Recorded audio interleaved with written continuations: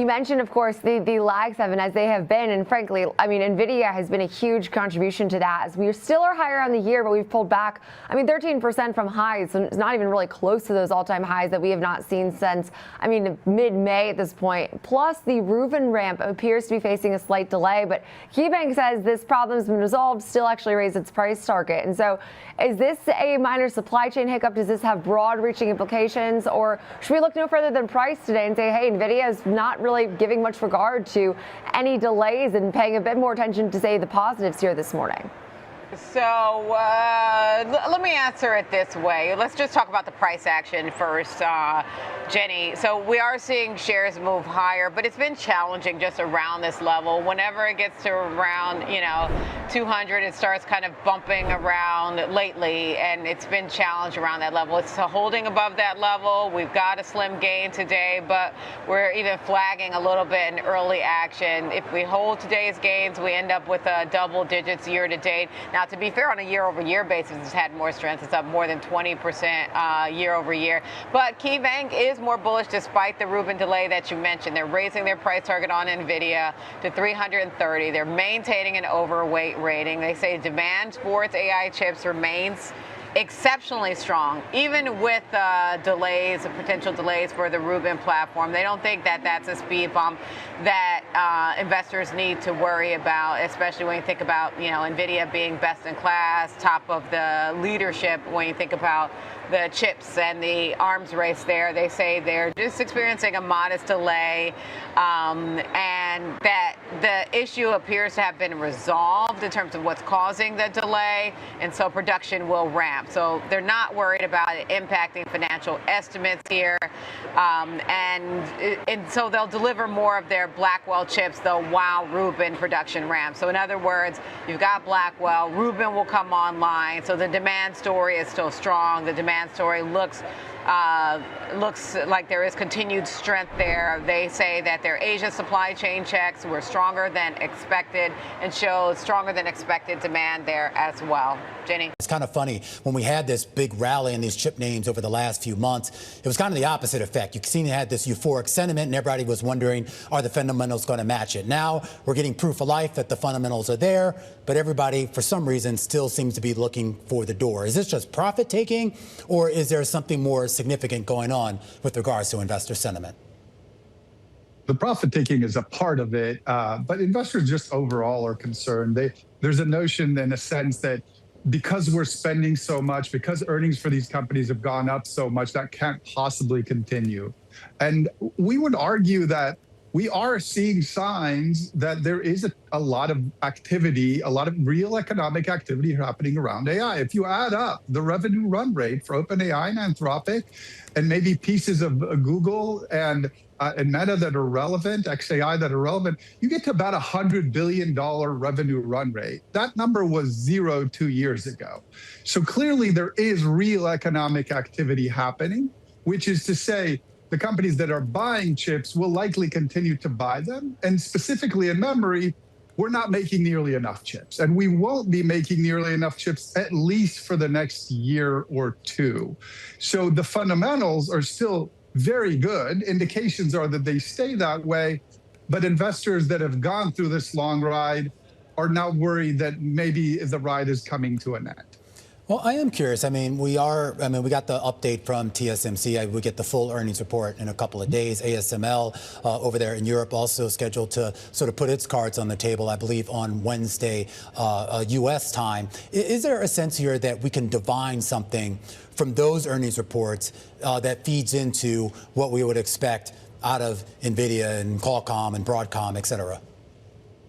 Yeah, absolutely. And those results are very good and continue to be very good. In fact, again, all the semis that have reported anytime recently have reported accelerating revenue growth because the purchasers of compute, the Amazon, Microsoft, Google, Meta, et cetera, are buying more and more. And they're likely to continue to say that. So in a couple of weeks, Google will report, that Microsoft will report. What they're going to probably say is, look, our CapEx is probably going to go up next year. It won't go up as much as it did this year, but it's still going to go up, which is to say the demand for semis will continue at least into next year. Now, what happens after that? Obviously, there's a big debate in the market. Are we close to a peak? Is the peak in 2030? We see the opportunities in the stocks that are priced as if the cycle is peaking. And we think the stocks that are overvalued are the ones where there's an assumption that the cycle peaks in 2030. So Nvidia, Micron, SK Hynix are priced as if we're rolling over in the cycle. That makes them the opportunity. Intel, Cerebras, a lot of the semi-cap, optical, nuclear names are trading as if the party's going to go on at least till 2030. That's where there's more risk. Well, Gil, you're touching on something that I've been wondering about. Once we roll into some of these reports from the big heavyweights in the tech space, and you hear in your expectation that they're still committed to their CapEx plans, do you think that will be enough to reset sentiment? Because again, as Romain pointed out, as you've pointed out, the fundamentals are there right now, but it's just the stock that's not responding. Yeah, I think they need to thread the needle. So what I would expect, let's use Microsoft as an example, because it's their fiscal year end. So they're going to guide 12 months ahead on CapEx and revenue growth.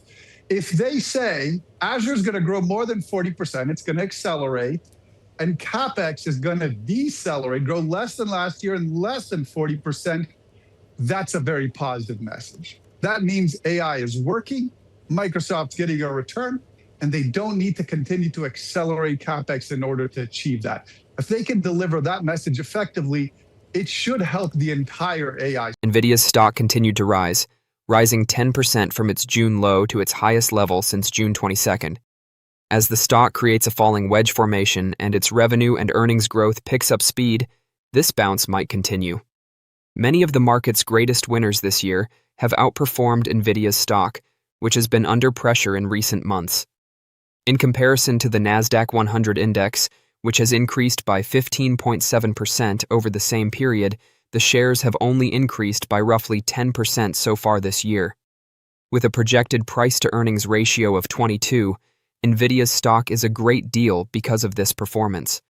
Compared to the S&P 500 index, which has a multiple of 21, it is marginally higher. Additionally, compared to its 5-year multiple of 43, it is significantly lower. According to Wall Street's DCF valuation, its fair price is $220, which is roughly 7.7% less than its fair value. In a similar vein, the forward PEG ratio has decreased from the 5-year average of 1.46 to 0.5e. The corporation may choose to increase its share repurchase program as a result of these valuation figures. It increased its share repurchases by $80 billion in its most recent quarterly report. Its outstanding shares have decreased over the last few years, from 24.3 billion in 2023 to 24.2 billion. The increasing revenue and profitability growth should help Nvidia's shares. According to the latest data, its revenue increased by 85% to 81.6 billion as businesses kept up their capital expenditures. The recent earnings reports from businesses like Samsung and Micron show that the strong expenditure continued last quarter. Additionally, the majority of hyperscalers, such as Microsoft and Amazon, have kept increasing their expenditures. Analysts predict that the company's operations will continue to be successful. Its revenue is expected to increase by 96.2% to $91.75 billion in the final quarter. Nvidia has also entered the CPU market, which is anticipated to profit from the growth of the AI agent industry. The company projects that this year, its CPU business will surpass $20 billion. One of Nvidia's biggest obstacles is the growing competition from its customers. The microprocessor that OpenAI is developing in partnership with Broadcom has already been disclosed. While Microsoft and Amazon are developing their processors, Google is increasing the output of its TPUs. Additionally, there's a chance that the data center sector will eventually slow down. For instance, New York was the first state to ban data centers, and other governments might do the same. The daily chart indicates that there may be a short-term increase in the price of Nvidia shares.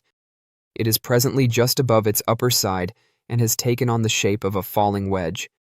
Additionally, the 200-day exponential moving average, EMA, provided significant support for the stock. the stock is inside the Ichimoku cloud indication at the same moment. As bulls aim for the all-time high of $235, the stock will therefore probably keep gaining. It might reach the next significant barrier at $300 if it rises beyond that level. Investors in Nvidia stock have been given a well-known playbook. The valuation of Nvidia stock was predicted to reach even higher stratospheric levels due to stronger accelerators, increased rack costs, and another round of hyperscaler spending. I was given access to Bank of America's most recent semiconductor outlook, which provides an intriguing perspective. The bank's analysts, under the direction of seasoned tech analyst Vivek Arya, contend that demand is being driven in an area that investors have mostly ignored by a quickly developing AI workload. It sits next to Nvidia's unrelenting GPU franchise, but when businesses transition from training chatbots to deploying autonomous agents at scale, it creates a new revenue stream. Additionally, investors in Nvidia stock are searching for fresh evidence to sustain the stock's incredible advance and push it into a significant next step higher at the time of the letter. Despite reporting a 9% year-to-date increase, data at the time of the video shows Nvidia losing money over the previous month. Even while those gains were very impressive, experts say they are nothing compared to what Nvidia produced in 2024 and 2025, when the stock returned 171% and 39%, respectively. But as Nvidia grows into something far more, BofA's remark begs the question of whether investors are still appreciating it as just a chip leader. A $20 billion opening is planned for Bank of America. GPUs have been Nvidia's main AI bottleneck. But as businesses transition from chatbots to agentic AI, the emphasis is now on CPUs. For background, Nvidia's most recent CFO comments on Q1 sales states that the company's Blackwell GPU-driven data center compute revenue totaled $60.4 billion, or around 74% of its $81.6 billion in quarterly revenues. BofA has discovered a huge new possibility for Nvidia's Vera CPU, even though that is still crucial and will remain such for Nvidia. Nvidia anticipates Vera CPU sales of roughly $20 billion in the second half of fiscal 2027, according to BofA. About half of that might come from CPUs that support GPU systems, with the remaining portion perhaps coming from standalone CPU racks designed for tasks including agentic AI and reinforcement learning.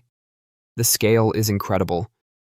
In contrast to the 2.5 million Grace CPUs that have been supplied thus far, Nvidia may ship 4 million to 5 million Vera CPUs in the first 2 quarters following launch. Furthermore, Vera might sell each chip for between $4,000 and $5,000 on average. When you zoom out, the bigger potential is much more noticeable. Reuters reports that Nvidia estimates the market for agentic AI CPUs to be around $200 billion, although that figure does not account for conventional general-purpose server workloads. Consider CPUs as project managers to comprehend their function in agentic AI. While GPUs conduct the complex AI calculations, they manage tools, memory, databases, operating systems, and sequential decisions. That raises an intriguing possibility for investors. When processors become available in both accelerator racks and independent agentic AI systems, the demand for CPU units may eventually surpass that of GPUs. By gaining a greater portion of the infrastructure underlying its GPUs, Nvidia hopes to cast a much wider net throughout the AI ecosystem. According to BofA, Nvidia's content per gigawatt may increase from about $40 billion with Blackwell Ultra to $60 billion to $80 billion with Rubin and Rubin Ultra, and may even reach $100 billion with Feynman. In order to increase its broader income opportunity, Nvidia is stacking CPUs, networking, storage, interconnects, and extra racks around its core accelerators. But more competition is also made possible by that. AMD is promoting rack-scale systems and CPUs with more cores. Intel is wagering on foundry advancement while protecting its server franchise. While Amazon, Google, and Microsoft continue to create specialized processors tailored to their particular workloads, ARM-based architectures are gaining market share. Even while Nvidia's full stack advantage is still elusive, there are significant problems like price pressure, shifting market share, and increased customer negotiating power. Additionally, hyperscalers are motivated to reduce their reliance on a single source. That gives Nvidia's already remarkable growth story a new dimension for investors in the company's shares. For example, in late May, HSBC increased its price objective for Nvidia from $295 to $325 and stated that the current GPU roadmap might not be enough to cause a significant re-rating. However, new markets like CPUs for agentic AI servers can emerge as the next big story in pricing. Despite the current sell-off, BofA analysts remain optimistic about Nvidia's stock, calling it a top AI pick with a buy rating and a $350 price target. Despite Nvidia's expanding reach across GPUs, CPUs, networking, storage, and complete AI systems, BofA forecasts that the shares trade at approximately 16 times calendar 2027 profits. Furthermore, compared to the Magnificent 7 average of roughly 1.9 times, the bank values Nvidia at almost 0.4 times its price-to-earnings growth ratio.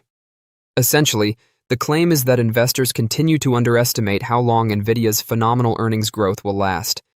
But there are also clear risks.